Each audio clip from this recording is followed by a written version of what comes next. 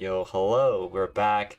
We have finished another week of VGC gameplay, and yet again we have had a lot of meta developments and a lot of tournaments that really have shaped kind of the game. The two major tournaments that we'll be talking about today are the Nino Pokebro tournament, and we'll be starting with the Liberty Note tournament. And I personally think the Liberty Note tournament was really the big tournament that really has shaken up a lot of how I think some of the meta will be played. And that's because of, you can just see on this image how many Dondozo players there are. But the first place player actually had a very cool tech to this hard counter Dondozo completely. And no, it was not the Murkrow. It was actually the Hydreigon. And the Hydreigon was actually very interesting. As you can see here on this rental code by SCOPE memo, and we'll link this tweet in the description as well, along with the rental that you can get as well. They actually have Scope Lens Hydreigon. And even if you guys can't read Japanese, it's actually Focus Energy, Heat Wave, Draco Meteor, Protect. Why this is important is essentially you just auto crit this every Draco Meteor, so your stat drops don't matter anymore. And you can also just like get through any Spadef boost per se. So if a Dondozo is sitting on you, right, and they try to just get through your Hydreigon, but you just set Focus Energy and you're just going to guaranteed crit them, Dondozo can never outstall a Hydreigon just with auto crits. It is literally impossible. And if they try to terrasilize the steel so they'll resist the Draco Meteor, then they get melted by the Heat Wave. And even terrasilizations like Fairy aren't really that effective because Heat Wave still does way too much damage. So the Hydreigon is always at a theoretical advantage into that matchup with Dondozo. And you don't even have to terrasilize against some Dondozo sets, right? Because at base, Hydreigon Dark Dragon type, it will be resistance to Wave Crash, and you get Levitate, so you're immune to the Earthquake of Dondozo. So you have like so many options just to kind of get around them, and even like the more innovative sets with like, let's say, Body Press Dondozo, then you just terrasilize the fire, and it still can't really do too much to you. So that's really like the main effective thing that like this team really just like completely innovate on. Just having that Hydreigon be completely unstoppable. And Dondozo just cannot deal with it, not even remotely. And it proved a very, very effective tech in this tournament. You see there's like so many Dondozo players, and all of them, including me actually, because I was actually 5-0 in this tournament, and then I played him at like 5-0, and then I got absolutely destroyed using my own Dondozo Tatsugiri variant. That's really this, and he really just set like Hydreigon and Mungus on me and just beat me. He just set Focus Energy, and I could not do anything about it. And yeah, that's just a really effective use case. And we do have the Pokepaste for this one, because I actually did end up playing it in the Joe-Yo X9 tournament that we'll talk about later. Though unfortunately I had some really bad luck in top 16 with it ultimately. So I wasn't able to show off its full potential. Which kind of makes sense for a team I kind of just picked up, right? But yeah, other than that, we actually have a Paris Trap team from Snow. Which you can see here, Snow used Gothitelle, Gyarados, Amoonguss, Kingambit, Azumarill, and Meowscarada. And you can have the rental code on the screen. Unfortunately, I have not gone in game to get the whole Pokepaste out of it. But I can at least give you the moveset, and you can go in game if you want and get the stats yourself by just entering a battle with it. And you'll be able to get all the movesets, right? Well, that's the other team. But this is the movesets. Yeah, Fake Out, Heal Pulse, Hypnosis, Protect. The Waterfall, Terrible Blast, Dragon Dance, Protect Gyarados. Kingambit with the Brick Break AV, the Defiant ability. And you also have like Azu for your Perish Song user. You have the Moongus with the Puff Spore Rage Powder. And you just have a little Choice Band Meowscarada. So essentially you have like two modes. You have the mode with like Meowscarada, Gyarados, Kingambit in the back, where you can kind of just like control the tempo and just play this kind of slow game and just have Gyarados just set up and win. Because Gyarados is very, very powerful with Dragon Dance plus Terra Blast. Very reminiscent to the power level that Gyarados has with like Flying Z move. And Flying is a very, very strong offensive typing. And really this most cases of the meta. Because really, unless you're like a steel, straight up like a Steel type, then you will just get obliterated by a Flying type Terra Blast. And there aren't many electric types in the metagame right now. Like there are occasional Rotones, but a lot of teams tend to forego electric types. So just having this powerful Flying Stab can just really just wreck through teams just on its own. So just having that little Gyarados mode is very convenient. And also you just have the, if that doesn't work, yeah, the little trap mode where you just go like Fake Out, get a Parasong with Azu, You rely on your 60% accurate hypnosis, your sings at 55%, and your spores from Amoonguss, your pollen puffs, your heal pulses, and the spamming protect and hoping you win.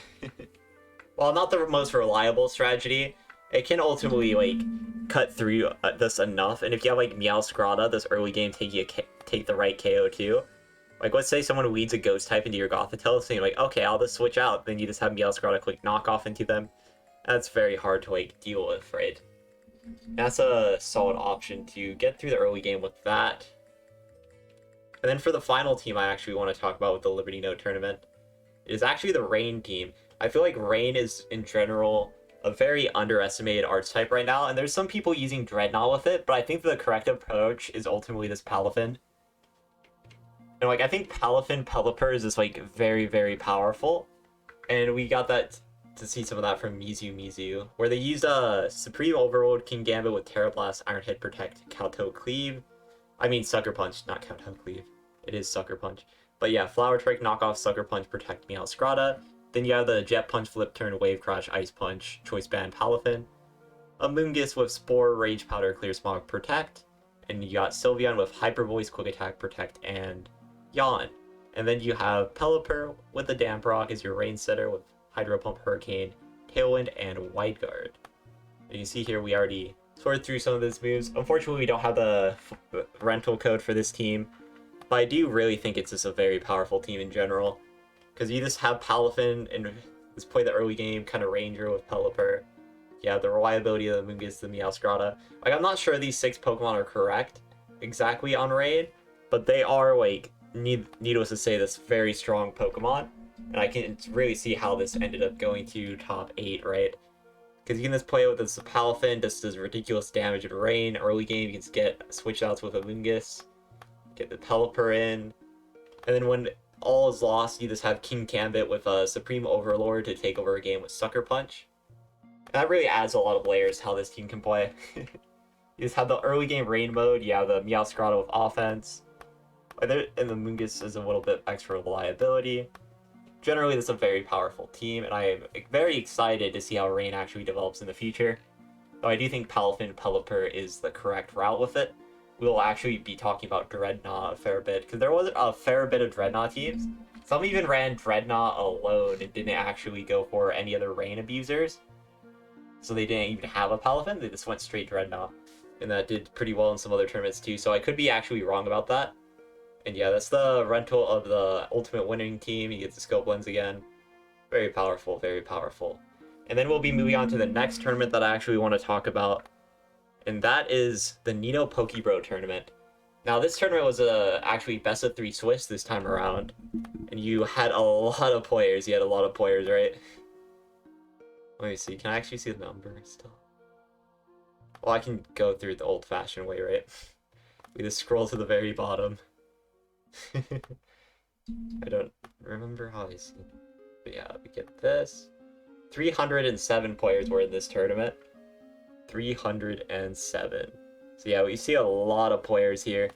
Ultimately, we did play in this tournament as well. But yeah, we did not have a great tournament run as we just went 6-3 with our Dondozo Tatsugiri stuff. The unfortunates. But yeah, ultimately the Swiss rounds, we see the 8-1 starts. No undefeated, we the Isaac with the Bear Tick. Like, there's a lot of very interesting teams. And I think that really shows how this metagame is just completely just not solved, even in the slightest degree. There's still such a wide variety of Pokemon that's being tested with right now. And there's such a wide variety of Pokemon that can work, that there's ultimately this not really a solved metagame, right?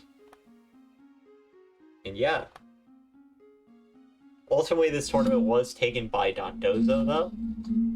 As you can see, the Dondozo winning team right here. They, yet again, no rental code, but their team is very simple anyways. I imagine it's a lot of 252, 252 spreads, and they have the Murkrow Golden Gold mode. And ultimately, they just chose to use this kind of standard Dondozo, kind of standard Meowscarada. They do have Sucker Punch on Meowscarada. There's a lot of Meowscarada, when they're choice banned, that actually forego Sucker Punch. But I do think the priority move is sometimes very useful, and you just have Dondozo Tatsugiri, the Talonflame, And interestingly, they added this Murkrow Golden Go as a little supplementary mode and kind of their answer to opposing Dondozo to a degree. Though, not really too much to ultimately say about all that. This, yet again, this is a standard kind of Dondozo Tatsugiri mode.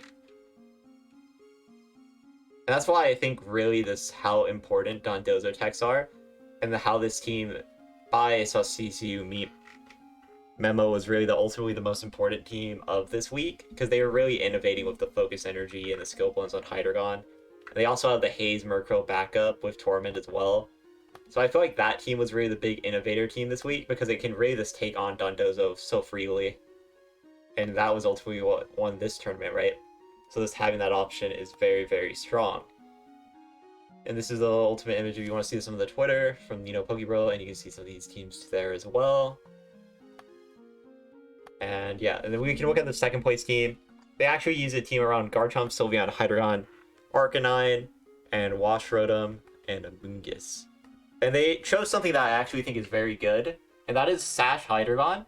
Because so many people are running Hydreigon, and so many people are scared of Hydreigon as a threat, offensively, just having like Sash Tailwind is something that can reliably just get up Tailwind, just go for Dracos, and be mildly annoying. Because Garchomps can't really quick this. If Garchomp tries to quick this a straight Dragon Claw into you, right?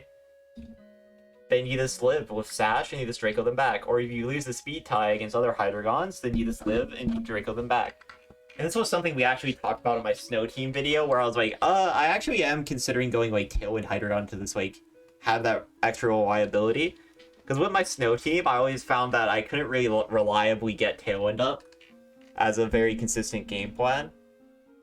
So I was very much considering going Sash Hydreigon on that team, and I actually do have Sash Hydreigon on some of my other teams.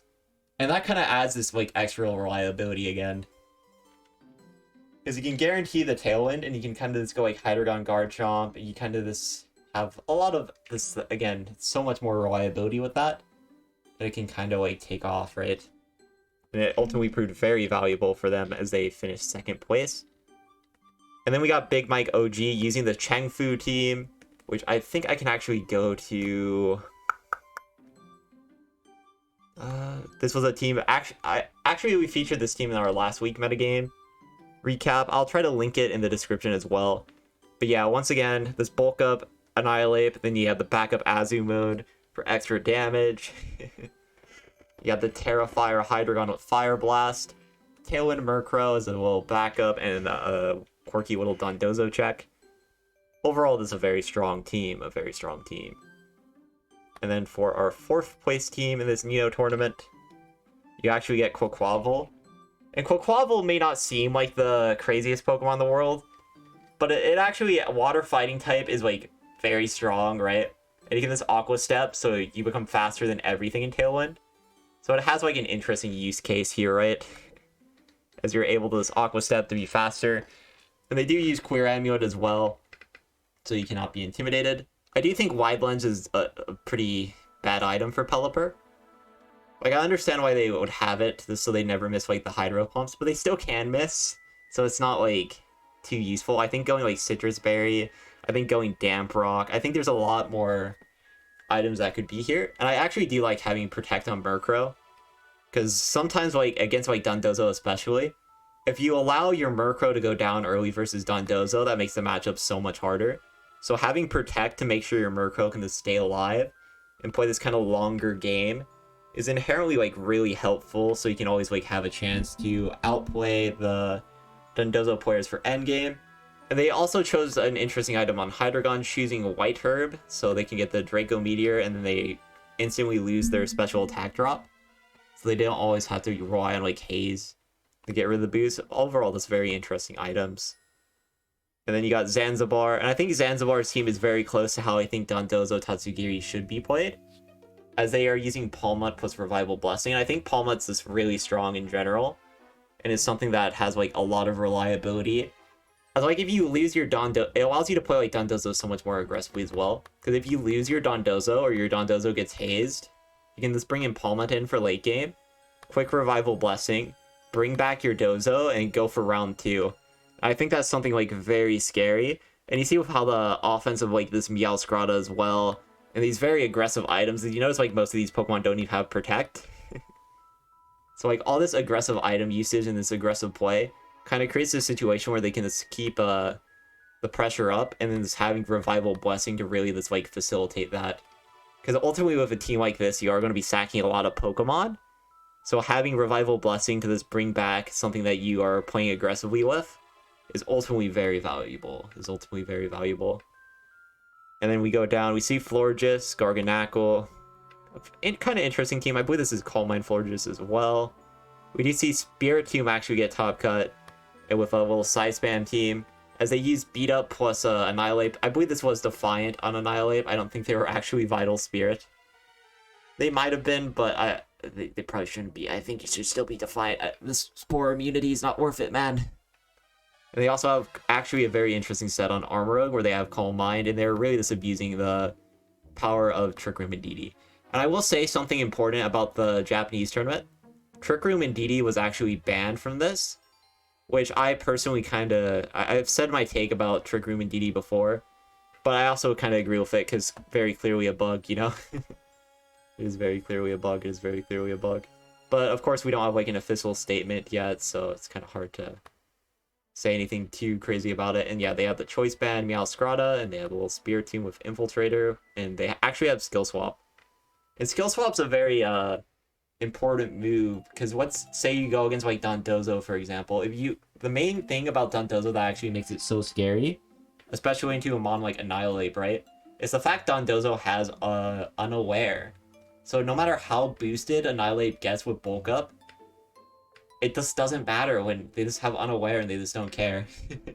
So Spiritomb kind of gives you this option to this Skill Swap and get through Dondozo that way. So I imagine they were using that as a kind of Dondozo mini check, thanks to Skill Swap and adding a little Trick Room mode in a backup setter for their Armorog. Overall, this is a very interesting team, as they also show off the Friend Guard on the Mice, the Choice Band Meowscarada, Calm Mind on Armorog. So they have a lot of like little techs that were just not seen before, and that is pretty cool to actually get at a very high level.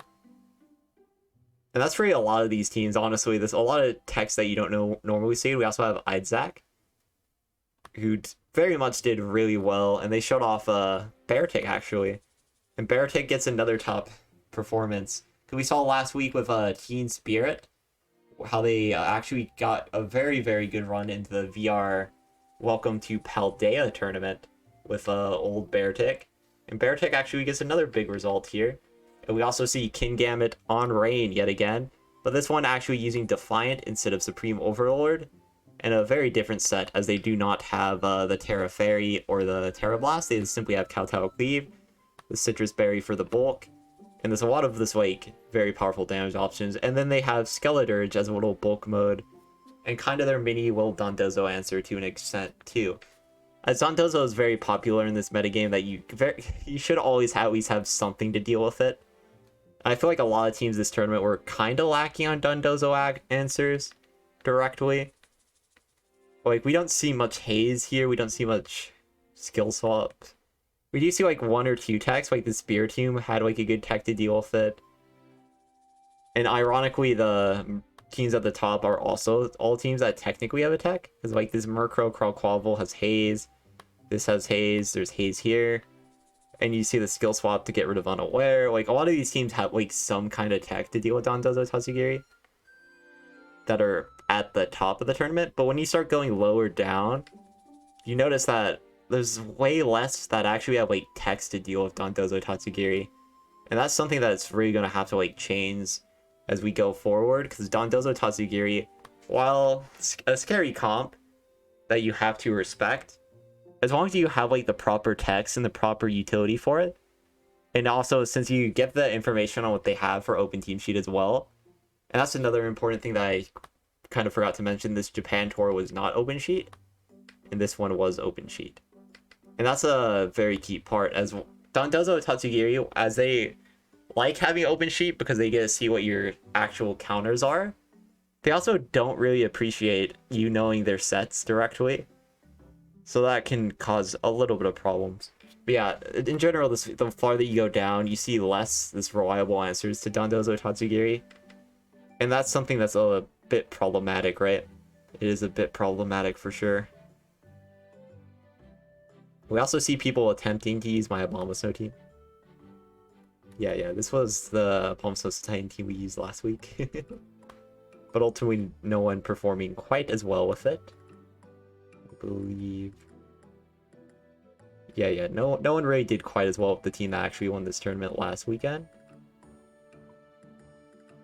But yeah, okay. To move on, though, we get this team again. Again, shout out to Nino Pokebros for hosting this tournament.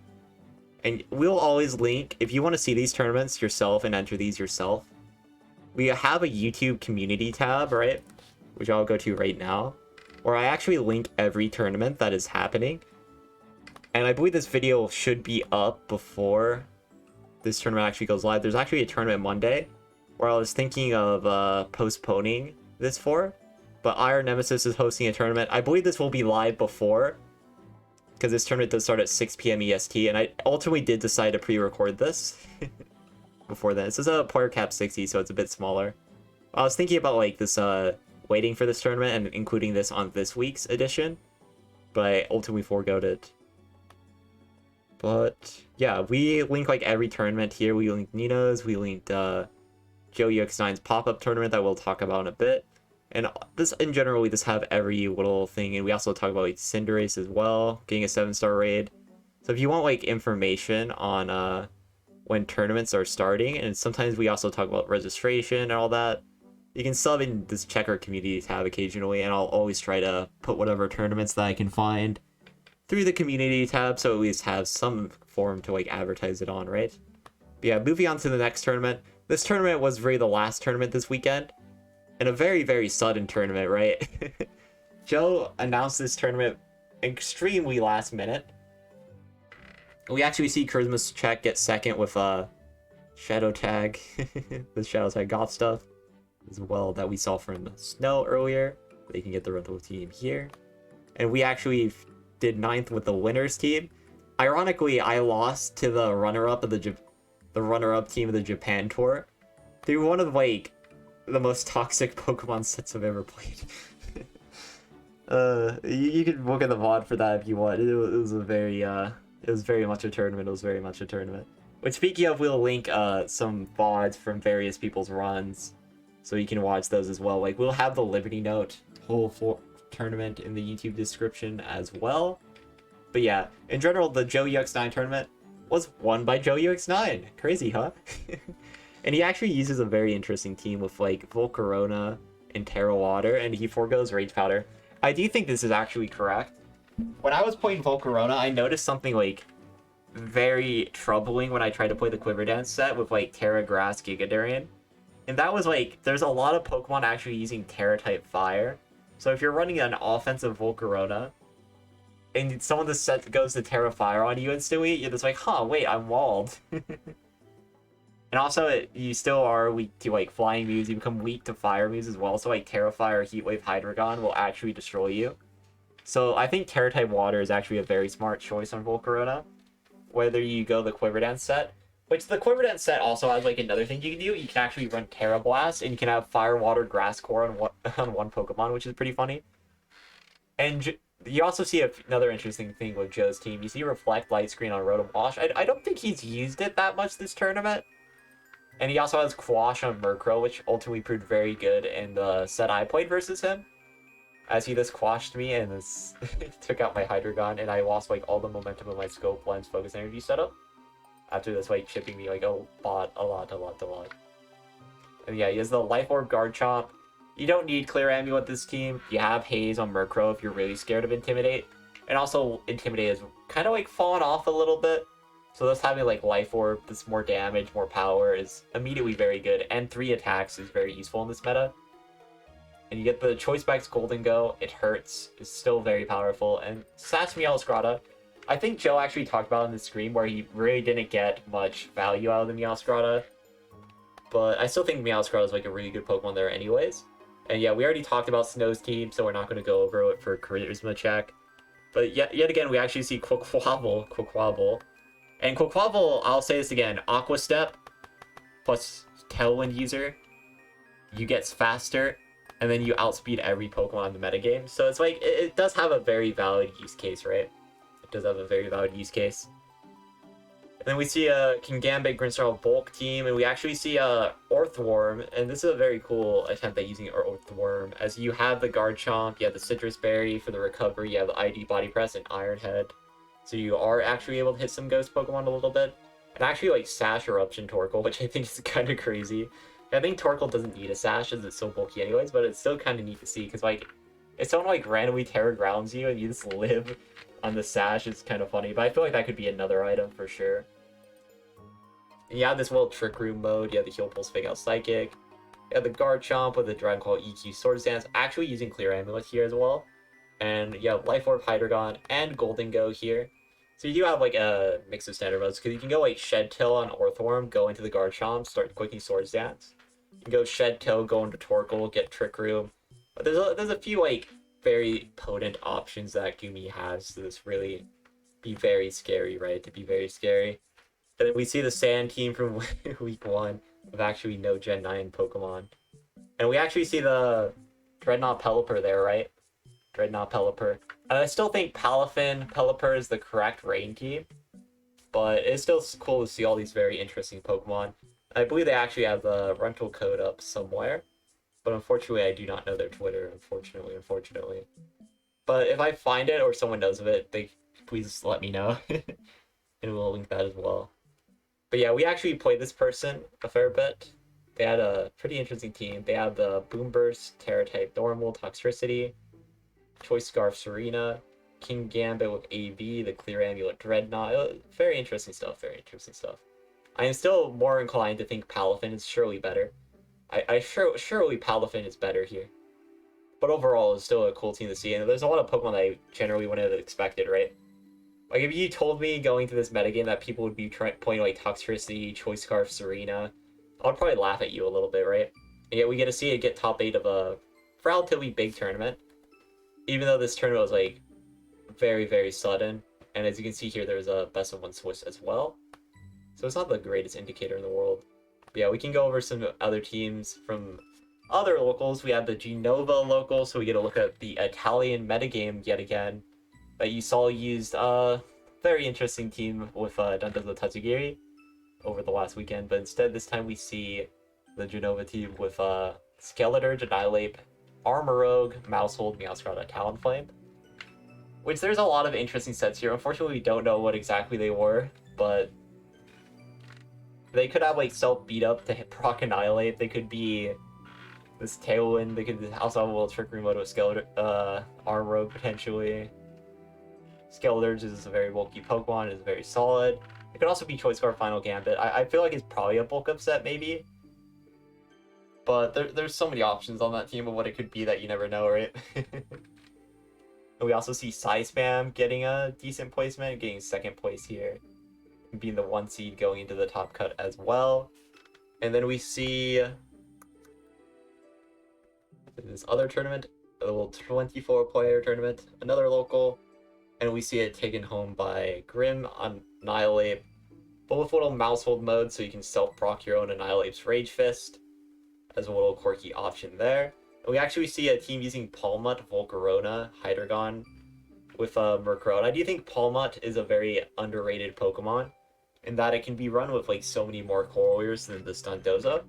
And that's really the first tournament where we get to see someone actually using that. And then we have Bandita's Battle Royale number 2, an Australian tournament that featured a lot of decent players, right?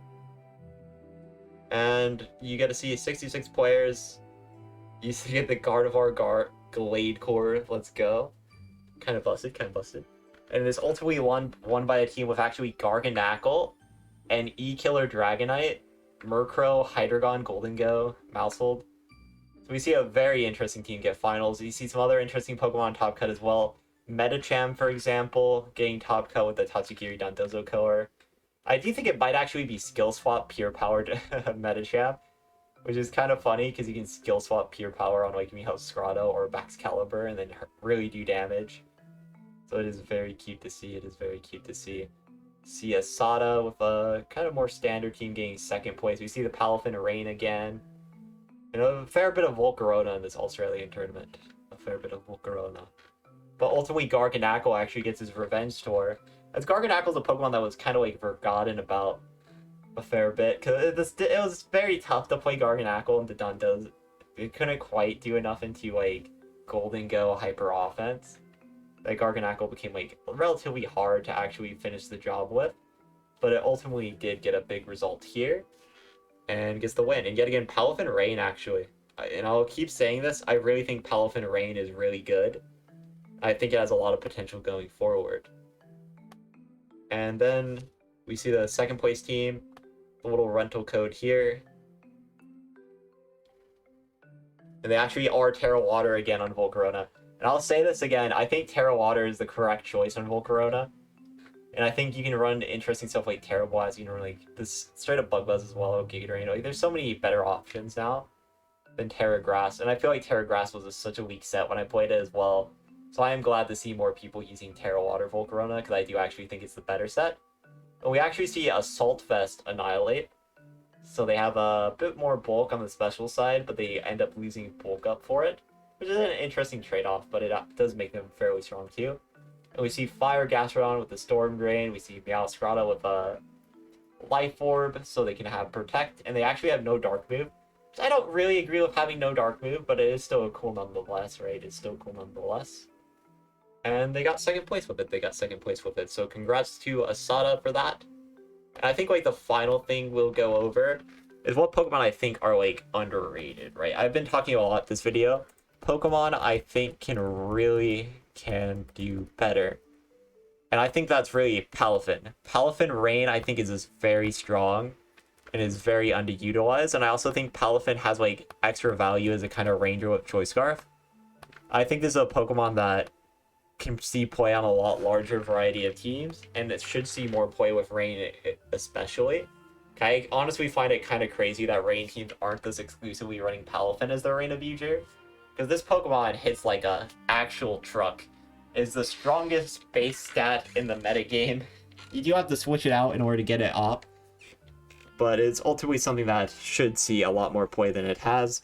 I also think we'll continue to see Palmut getting more and more usage over time. We did see it a fair bit this week, but I still think Palmut is like that Pokemon, and it will continue to see more play. And I think Palafin could actually get some uses out of it too. Because if Palafin dies, you can Revival Blessing the Palafin back, and it'll still just hurt, right? So I think that's another interesting Pokemon. I do think Volcarona is still pretty good, but I'm gonna mention it here because I think Terra type Water is really what changes Volcarona instead of Terra Grass. Because originally people were running like Giga Drain, and I actually ran this set as well, Giga Drain Flamethrower, and you go like Terra Grass, so you're no longer weak to water, and you can like alter that matchup. But I think this going Terra Water is such a better defensive typing for Volk, and enables you to really play into this Hydreigon meta. And you can also run options like Terra Blast now if you go water. And you can take advantage of the supportive sets too. You have Overheat, you have Struggle Bug, this bond even gets Tailwind Man, it's Rage Powder. So I think that's really the innovation that has to happen with Volk, is this everyone going Terra Water. So I think it can do a bit better in that sense. Even though we did see Joey X9 win his tournament with that, I do think it can still perform at a higher level for sure. And I will say another Pokemon I think is like this never seen play. Not even remotely so far. I think Glamora. This is a little more of a hot take here. I think Glamora is actually like offensively very strong, and this having like Power Gem to effectively this do a lot of damage to these Terra Flying type Pokemon, Terra Fire type Pokemon. It makes it a bit underrated, and it has like insane coverage, right? Like this Pokemon has all the coverage you could possibly ask for. So I do think Glamora is like secretly very underrated right now. But we'll see if it actually performs ever. Because that's pretty like the hottest take on here. Because literally no one's using this Pokemon, right? Like I'm not even using this Pokemon. And I still think it's probably underrated. It is probably underrated. And then other than that, I don't think I have like any too crazy takes. I do think a Bombastow could see more uses with like this for an Aurora Veil setter. But I won't list it here. But yeah, that's really like the Pokemon I think are like kind of not seeing as much play as they should. I do think we still have more potential to like look at the fighting typing in Pokemon like Breloom, and we are actually seeing it now, right? Like even Quaquaval's starting to get play, and that's just because like water fighting is such a good offensive typing in this meta. As we've said numerous times in this video, of this how many people are choosing to use Terra type Fire, and that's really this innovation against it. That's just very strong, right? This having the water fighting type, get the Aqua Step, you become faster than every opposing Pokemon, and you can really take advantage of that well. And you have interesting moves like Ice Spinner too. Unfortunately, it's not like quite bulky enough to really get the best use case out of it. But that is a Pokemon that, in general, this like fighting types are this very good. So that's really not this to talk about that. Like Palmut is pretty good, Breloom, Glade. Like there's a lot of fighting types that I think can see more play.